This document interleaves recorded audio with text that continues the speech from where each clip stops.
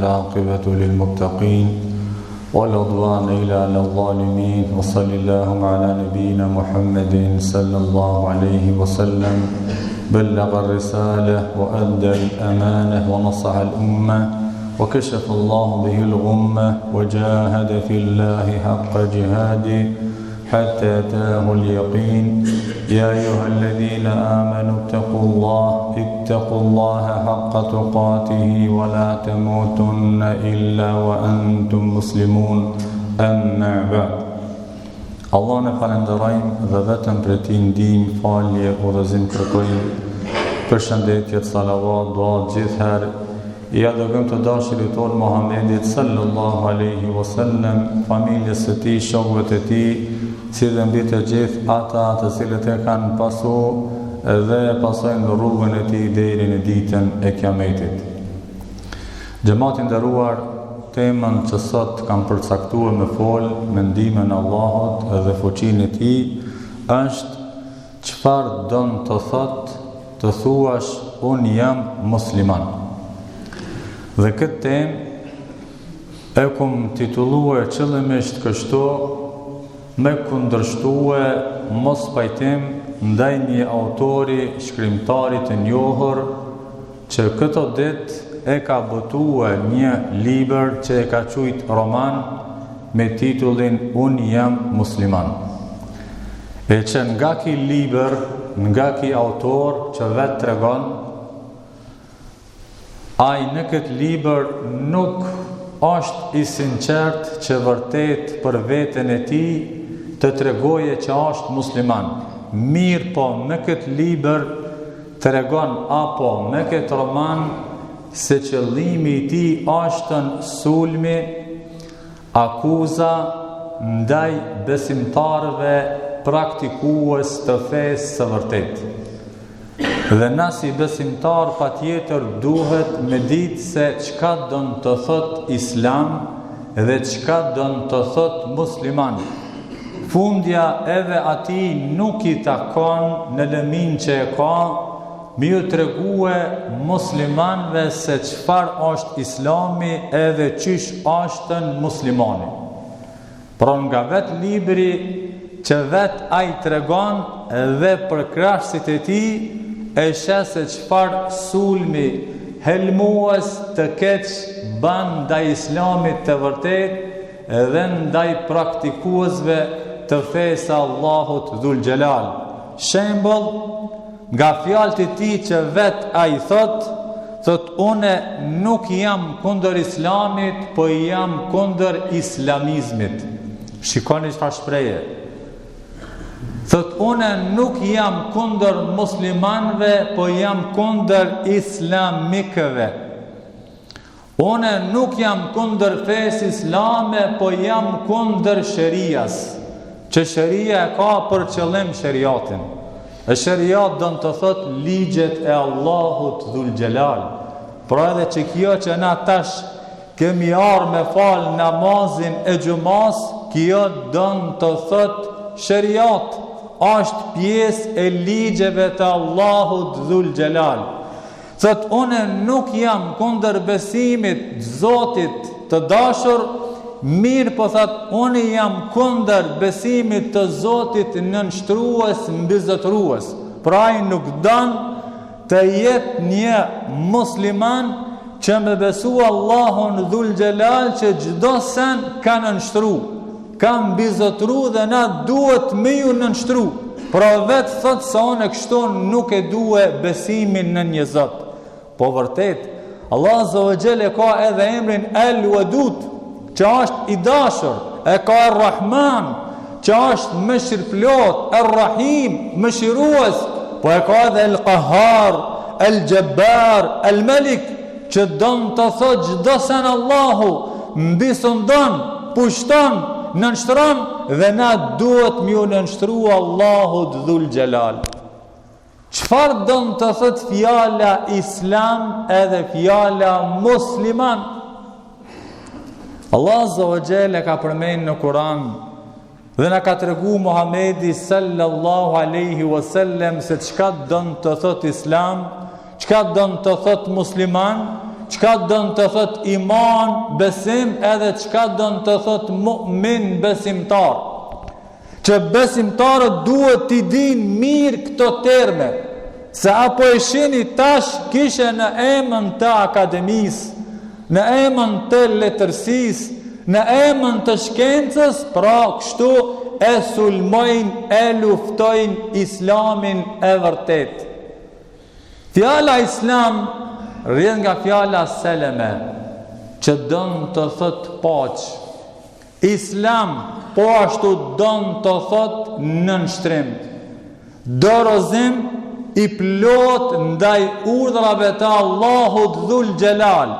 Pra ai bie edhe në kundërshtim me titullin që e ka emërtuar romanin e tij, duke thonë se unë jam musliman, kurse vetë bie ndesh me islamin e vërtet, se musliman dën të thot që ju ki nënshtrue dhe ju ki bind urdhrave të Allahu Dhul Xhelal, atë që Allahu e ka obligue me kry dhe atë që Allahu Zogjel e ka ndalue mu largue, kurse ai thot one nuk e du besimin në një zot si nënshtrues mbi zotrues.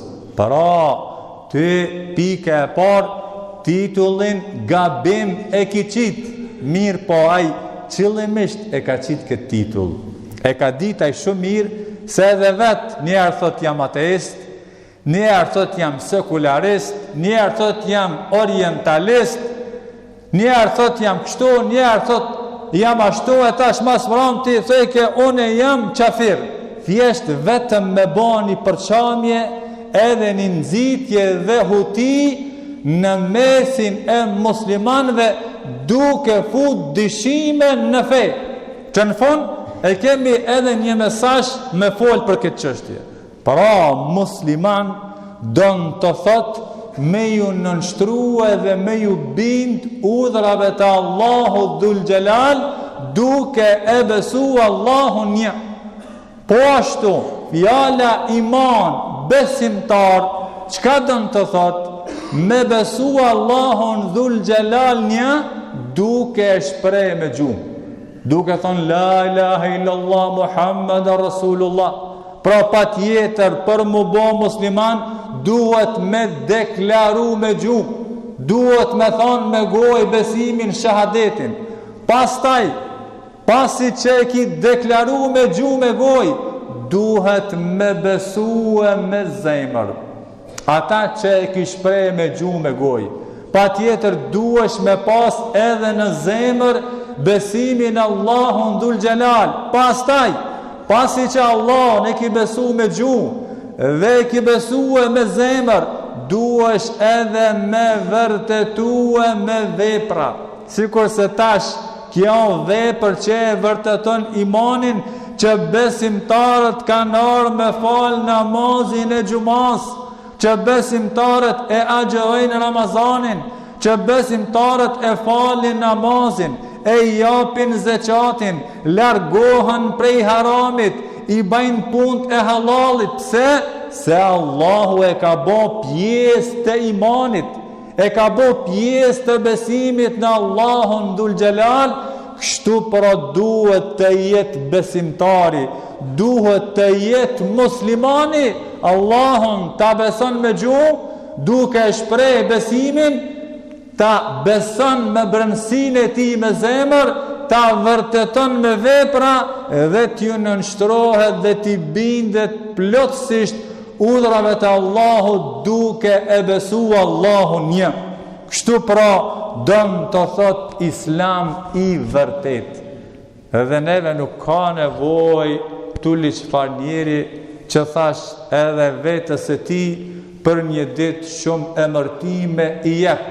E që one jam mundue me gjetë në fjallër se çfarë janë këto njerëzi kështu, këto njerëzi në gjuhën e sheriatit, në gjuhën e fesë, quhen zindik.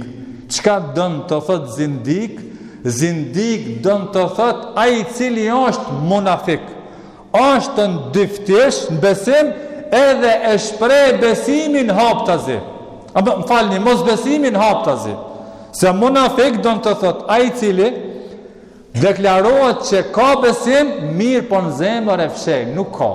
O tradhtor. Kurse zindik do të thot ai i cili fare nuk beson, po edhe haptazi ju tregon që unë jam munafik, jam dyftësh, e që në gjuhën ton i përshtatet edhe termi kopuk.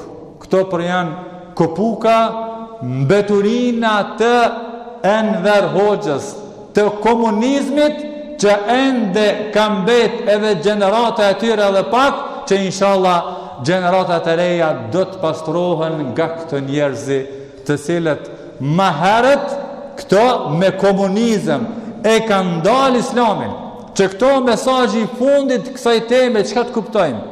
Pra me komunizëm e kanë ndalue islamin. Tash nuk kanë mundësi mu përballë ashtu. S'kan mundësi me ndalu ashtu, mirë po tash me këtë gjuhën e re të dyftërsisë helmuse, pra mundohen që me fut dyshime në mesin e muslimanve, me fut përqarje në mesin e muslimanve, duke në prunë kësi terme musliman islamik, muslimanet islamikët, e kështu me radhë që na i kemi termet tona, që Allah Azza na i ka mësu islam edhe musliman, mu'min, besimtar në Allahun Dhul Gjelal, mirë po të jemi të vetëdijshëm, edhe ta kuptojna se çka janë të bo kundërshtarët e fesë, çka janë të bo islamofobat, pse e bajnë këtë, pse ju pengon islamin, këtë e bajnë pse, se tash ty musliman je bon dikues, je bon faktor, se vallahi mos t'i shebon dikues, mos t'i shebon faktor, ata nuk kishin me shkrujt, nuk kishin me fol kështu. Mirë po shikoni tash edhe në gjuhën e akademisë, edhe në gjuhën e shkencës, letërsisë, pra mundohen kështu me akuzue, me sulmue fejnë e vërteta Allahu Dhul Gjelal, mirë po nuk ka mundësimi bo balë kush fesa Allah Dhul Gjelal. Allah ka thonë në Kur'an, innel batile kane zahuka, thët leta din se kota gjithher ashtë e zhdukur. Allahu të vërtetën e ndesh me të pavërtetën, pas taj thët mbizotron e vërteta, fiton e vërteta, sa du shkruni, sa du shfolni, vallahi nuk muni mi përballu fesa Allahu Dhul Gjelal, se nuk ka të bëj islami me mu, edhe me ty, edhe me ata, po islami ka të bëj me Allahun. Islami është feja Allahu Dhul Gjelal, që nuk ka të meta në ta, ashtën e përkryer, ashtë e kompletume, nuk mbetet dhe vetëm se unë dhe ti musliman me lexu sa ma shumë, me ditë vërtet se çka është islami, çka do të thot musliman, çka do të thot besimtar, kush janë kushtet e islamit, kush janë kushtet e imanit, e kështu me radhë, që me ditë na qartë se çysh mësohet feja, çish kuptohet feja. Bile interesant është ata në akuzojnë edhe në çështjen e gjinisë femrore, duke thënë se na nuk jemi asi besimtar sikurse islamikët i trajtojnë gratë e tyre, duke i maltretu dhe duke i ra. Pasha Zotin i besimtar, që jetën e ti e qënë si pas islamit, me gruan e ti, me familjen e ti, është familja me lumtur. Është familja me lumtur, bile bash nga ai vend që ky shkrimtar e ka bëu këtë roman, neve na lodhen dhe na trishtun emisione që është edhe rënë mi shikue çfarë probleme familjare kanë ata. Çfarë probleme familjare duke ju bëu padrejti grave në ndarje. E kujtoj vetë, para disa viteve isha në atë vend, atin nga është kja autor, kja shkrimtar.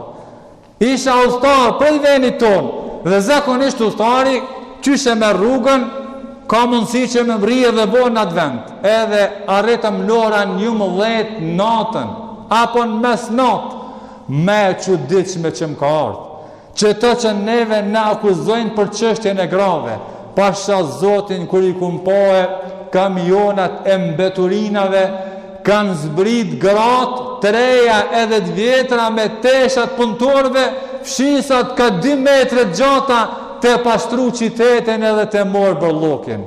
Thash, subhanallah, që to neve në tregojnë për drejtat e grave, këto neve në mësojnë për drejtat e grave, po shumë i mirë do të ishte kish krimtar, ki akademik që me bani një roman, një libër se qka jeni t'ju bomër e grave kështu, që i keni nëzirë 11 natës me pastru e qitetin, që e t'ju bomër e grave kështu që i ndani padrejtësisht dhe nuk ju jep një trashëgimi, Allah në ruajt e shumë padrejtësi tjera që ju bajnë, shumë do të kishtë mbet romani ti, libri ti, për kujtim për të mirë po, këto njerëzi kështu janë, kundërshtarët gjithherë kështu kanë mjetue, kështu vazhdojnë, nuk e dojnë vërtetën, Allah Azza wa Jall, pa dyshim që qyshtash gjithherë e vërteta, kur të ndeshet me të pavërtetën, e vërteta fiton dhe gjithherë e kota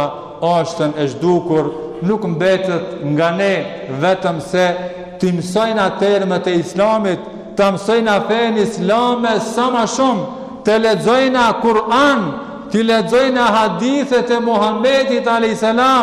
të ndëgjojnë hoxhallarët, prezentojnë në për ligjerata kur mbajnë hoxhallarët, që sa ma saktë dhe sa ma mirë të mësojnë fen Allah dhul Gjelal, e kulli kauli hadha, astaghfirullah li wa lakum.